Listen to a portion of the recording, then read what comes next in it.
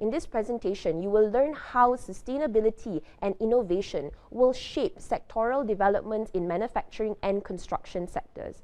Presenting this keynote is Patrick Cooke, Oxford Business Group's Managing Editor for the Middle East and Asia. Patrick was an award-winning national newsroom journalist before gravitating towards business writing and economic research on emerging markets. In his current role, Patrick is instrumental in developing new content ideas and features for Oxford Business Group that reflect the dynamism in high-potential markets across the Gulf and the Asia Pacific. Guys, please join me to welcome Patrick Cooke of Oxford Business Group. Good morning, everybody. My name is Patrick Cooke. I am Oxford Business Group's Managing Editor for the Middle East and Asia. Speaking to you today from Dubai, where I'm attending Expo 2020, happening 1 year late for all the obvious COVID-19 related reasons. And it's my pleasure to set the scene for you this morning, just to provide a broad overview of the manufacturing and construction outlook in both Malaysia and the broader region. And we'll also touch on some themes about technological innovation and sustainability that I'm sure will be expanded on later by other esteemed speakers and panelists to follow. Very brief introduction to Oxford Business Group before we begin. Oxford Business Group is a business intelligence and advisory services provider focused on over 34 emerging markets around the world. I've been fortunate for several years to be covering the most dynamic region, Asia Pacific, and more recently I also moved into covering the Middle East as well. The markets that we cover are those that have inherent strengths and advantages that make them attractive long-term destinations for business and investment, despite any susceptibility they may have to short-term risks and challenges. And as you can see from this map, Oxford Business Group in Asia Pacific, we cover as far west as Sri Lanka and as far east as Papua New Guinea and most of the emerging ASEAN countries as well. So that just gives you a flavor of where we're coming from in this presentation. The countries that we cover, we call them the yellow slice for the obvious yellow branding color that we have. In total, these would cover around 20% of the global population and almost 10% of global GDP. And in fact, these markets as a block are growing faster than developed economies, BRIC economies, and other emerging markets. And this yellow slice of the global pie is getting ever larger. The common characteristics of these countries would that they would be growing at a relatively fast pace for a prolonged period. They are increasingly open to international trade and investment, and of course, they are of great interest to international investors. So with that in mind, we'll move more into the content. And before we look deeply at the construction and manufacturing sectors, we'll just look or have a recap of the year that's just been experienced, because we cannot talk about the outlook without also acknowledging some of the recent challenges. Now, we cannot yet, unfortunately, talk about in the post-COVID experience. We're seeing, even in Europe at the moment, a resurgence of coronavirus. But there's cautious optimism now around Southeast Asia and Malaysia specifically. Malaysia has now reached over 90% vaccination rate for adults. And that has allowed some of the quite strict restrictions to be lifted, especially from October. But as you can see from this map, through much of the year, and particularly the middle of the year, Malaysia was experiencing some of the highest level of restrictions in the world, and especially in ASEAN. And in fact, if you can look at the sort of listing on the right, you'll see that by late July, Malaysia actually had the highest stringency rate in ASEAN. And if we expanded that list, you would see, again, one of the highest stringency rates in the world, beyond even India, which was going through a devastating Delta wave. So this obviously had a profound impact on businesses and industries. Key manufacturing sectors were able to keep operating, but at reduced capacity. And this had a negative impact on supply chains, on demand to some extent, on the workforce availability, and on operating costs as well. And likewise, critical construction works were able to continue, but at reduced capacity with increased safety measures. And this caused problems with supply chains, with activity, project costs, and with cash flow as well. So more broadly speaking, I would say that the pandemic also highlighted some structural problems within the Malaysian economy that I know policymakers are working hard. Low utilization of technologies in some sectors, and I think particularly the construction sector, high dependency on tourism receipts, and also a lack of savings by individuals. And then also to another extent, sort of the impact of human activity on environmental degradation as well. So all these factors sort of come to the fore during the pandemic and things that need to be addressed. Okay, so this next slide will look at a more broad outlook of the construction and manufacturing sectors. And these graphs use figures from Malaysia's 2022 budget, which indicates a much larger contraction in output from construction than in manufacturing. In manufacturing, although it's been a difficult year, there's been some bright spots, and that even can be traced back to 2020, when MIDA was reporting a 10.4% rise in investments in manufacturing. And this included a sort of incremental increase in the share of domestic direct investment, which increased from 35% to 38%. And this year, we've also seen export growth in manufactured goods outpace overall export growth in half one, albeit from a low base, but there has been a gradual recovery in global demand. Maybe not to the extent that we would have hoped, but the recovery is there. I think most importantly, we've seen the PMI return to growth in October for the first time since April this year. And that has obviously coincided with the lifting of restrictions. Nevertheless, there are sustained supply chain disruptions and delivery delays, which are holding back a stronger recovery. Most notably, this is seen in material and container shortages, which are pushing up output costs to what are now the highest levels since April. And we expect to see ongoing supply and demand imbalances, which could constrain growth and increase upward price pressures in the year ahead. There's less immediate good news, I would say, for construction industry. We've seen the value of construction work contract 21% in Q3 of this year, and that's year on year, but there was also a decline month on month as well. And the largest decline has come in what is actually the largest segment for construction, civil engineering, which declined around 30%. But there was also quite large declines in residential and non-residential building segments as well. We see the private sector responsible for around 55% of construction work activity in Malaysia at the moment. So a resurgence in the economy and in private sector activity would have obviously a positive knock-on effect for the construction sector. Malaysian government budget forecasts look at 11.5% growth in the construction sector in 2022 after 2 years of contraction.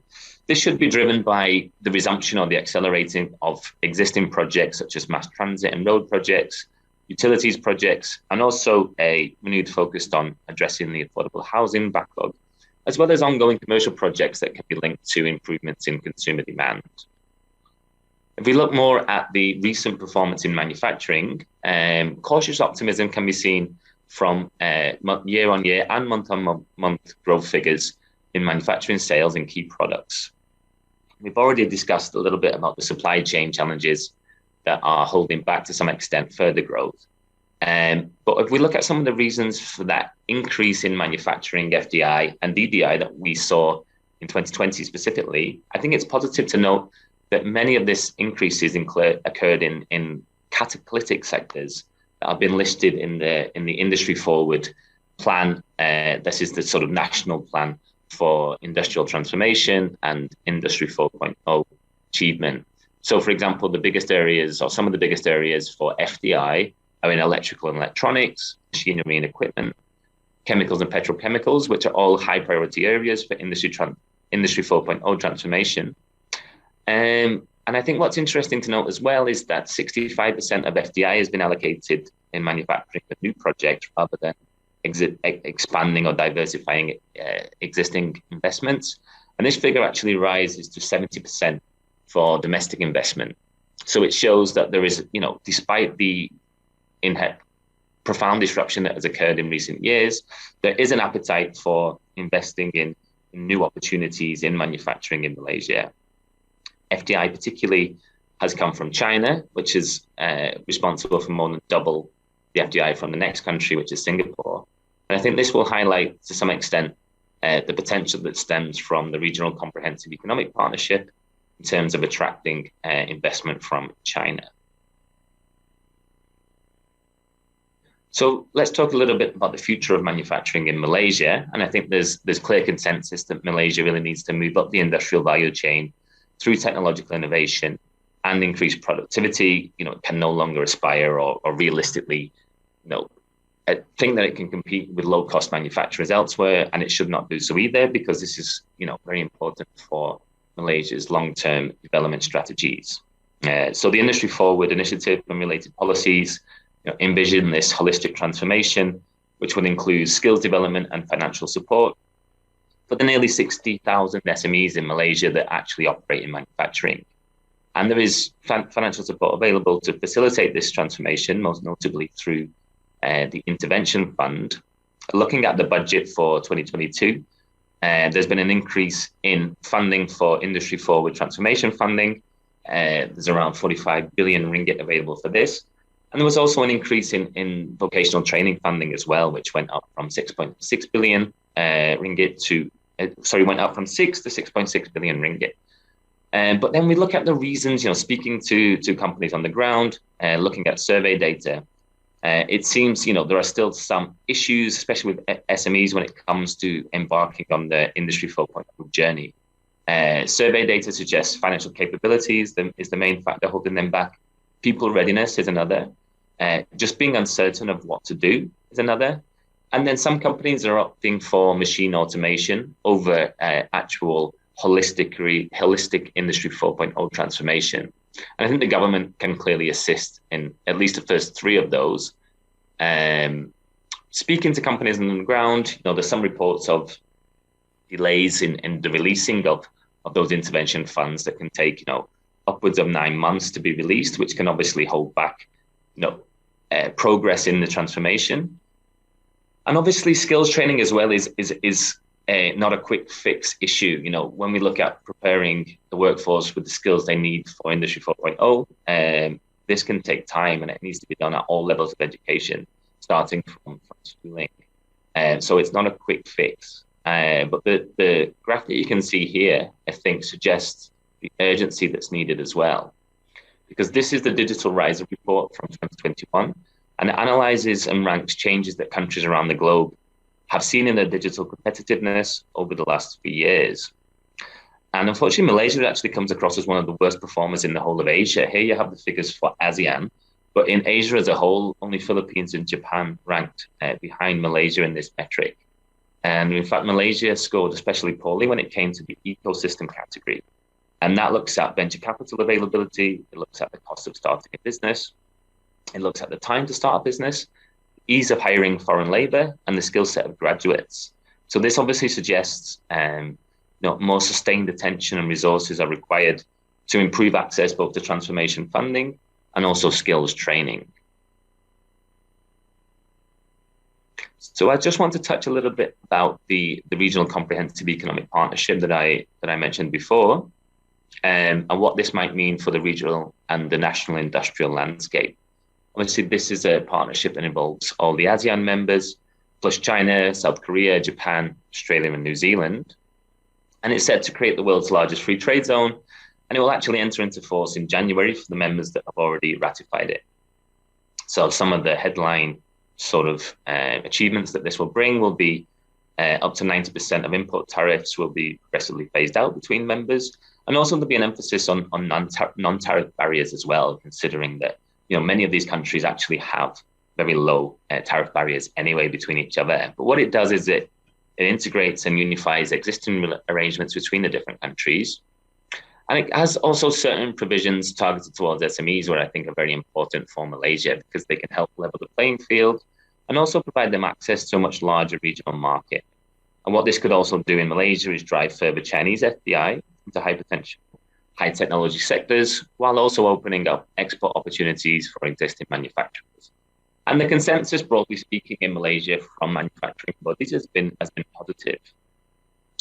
We can see the data here. This is from Peterson Institute for International Economics, which suggests that Malaysia would actually be a net winner from RCEP in terms of exports, but it will in fact derive greater benefits from the comprehensive and progressive Trans-Pacific Partnership, which is another of the multilateral trade deals that Malaysia has signed up to, but yet to ratify.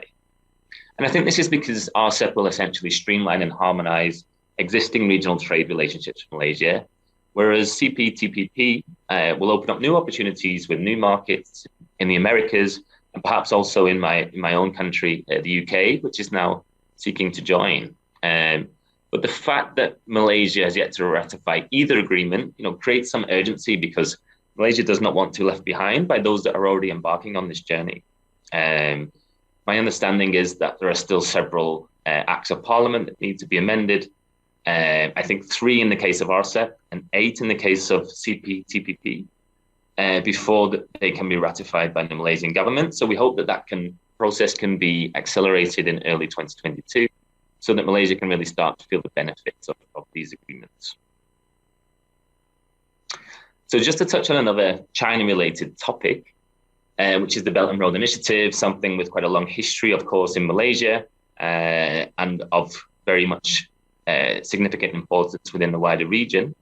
So I just want to look at where we are now in terms of the Belt and Road Initiative and its potential for driving construction activity in the COVID-19 recovery phase. This data here is from Refinitiv, and it shows that Malaysia was in the top 10 of Belt and Road Initiative countries when it came to project value in 2020, and also in the top 3 when it came to project count.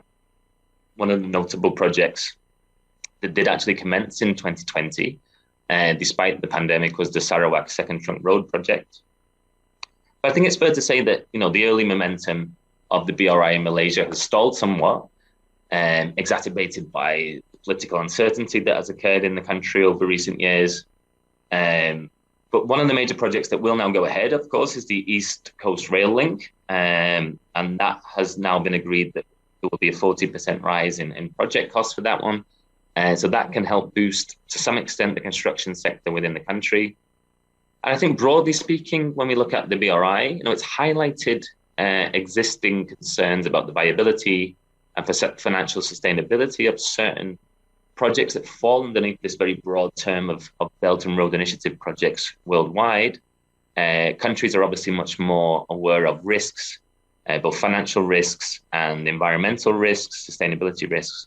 So there has been a certain reappraisal of projects. And Oxford Business Group has written quite a lot this year about how China has, in fact, increased funding and proposals for projects under the BRI that are more related to green energy, healthcare, and digital projects, which might have a longer-term benefits for the countries that are participating.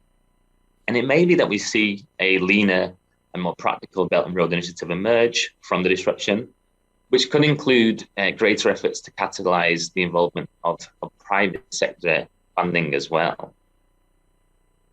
Looking at some of the sort of construction growth drivers and challenges within Malaysia in the short term, well, the construction sector suffered a major decline in productivity during the pandemic, which was exacerbated by capacity constraints at construction sites, social distancing requirements, and material shortages.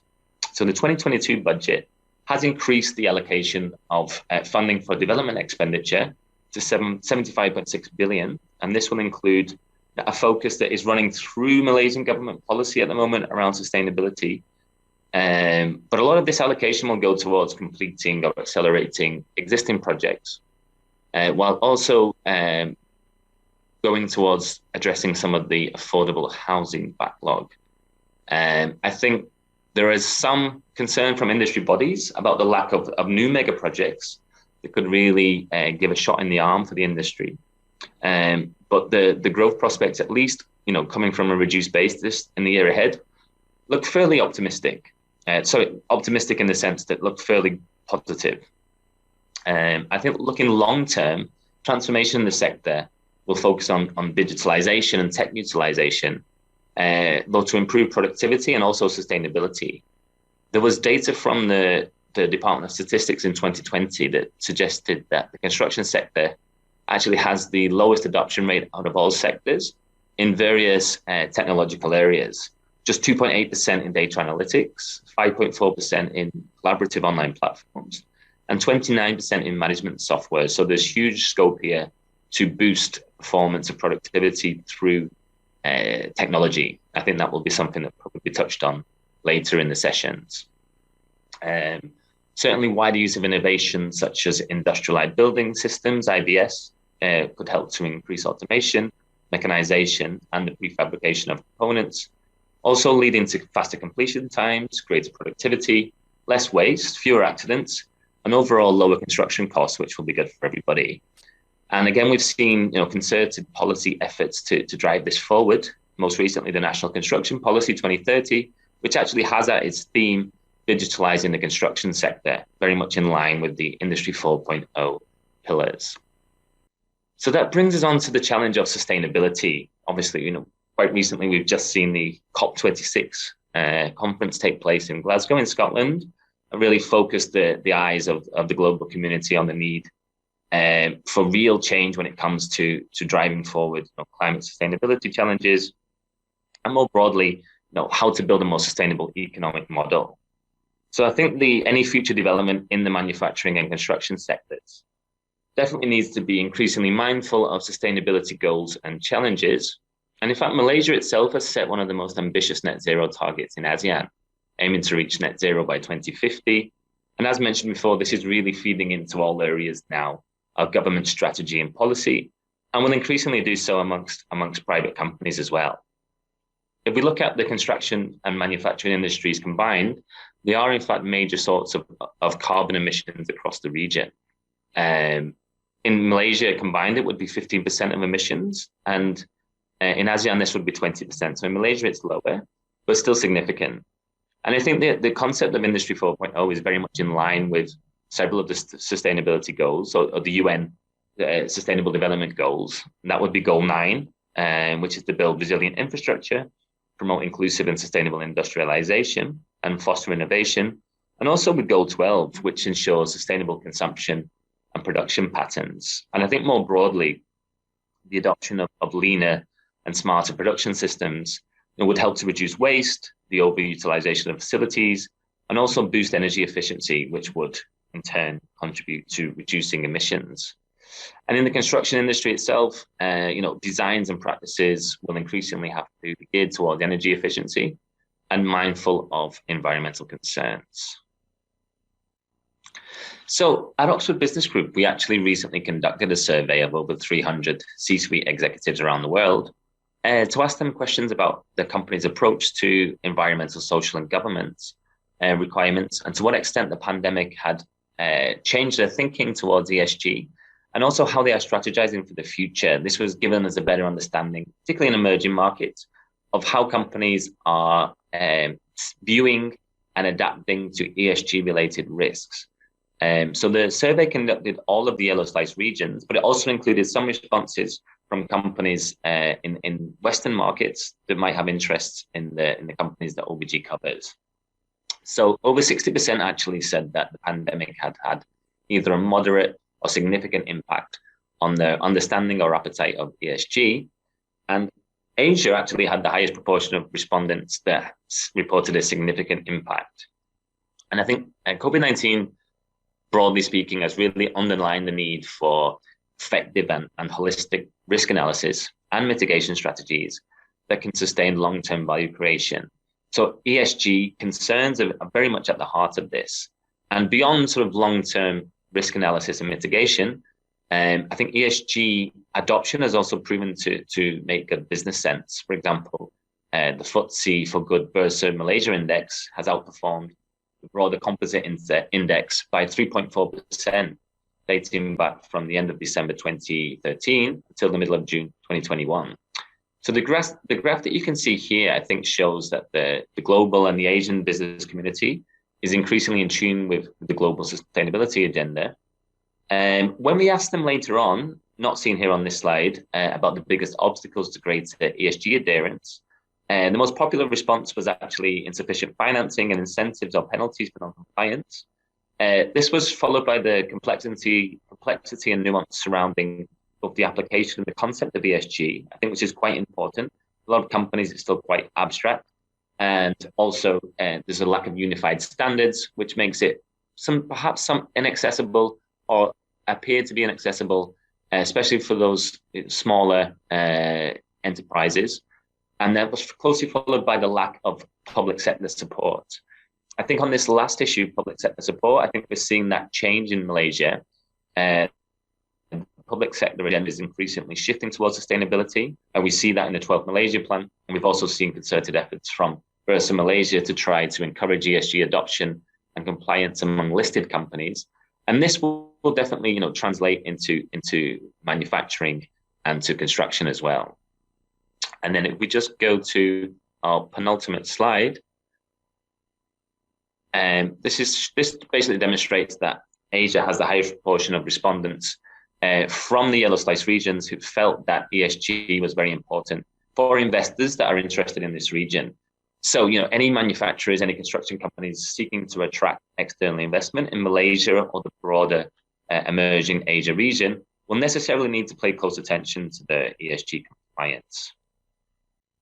Okay, so that brings us to the end of the presentation. Hopefully it gave a sort of broad overview of the recent challenges in both the construction and manufacturing industries, the short-term outlook, and also some of the wider sort of trends and opportunities that are emerging. And I think just to sum up, both the manufacturing and construction industries can utilize technology to boost productivity. I think it's clear in Malaysia that perhaps SMEs need more sustained support to facilitate the transition to Industry 4.0. Certainly further skills development is required for next generation industries, but there's a growing awareness of the business case for ESG adoption, environmental, social and governance adoption, both in Malaysia and the wider region, how this can strengthen corporate resilience, and also how ESG risk mitigation can provide both a buffer against external headwinds and protect against long-term financial or long-term harm to financial performance. So thank you very much. Thank you so much, Patrick, for that presentation. And guys, I hope you've enjoyed that presentation by Patrick. Thank you so much again for that insightful overview of the industrial state in the region.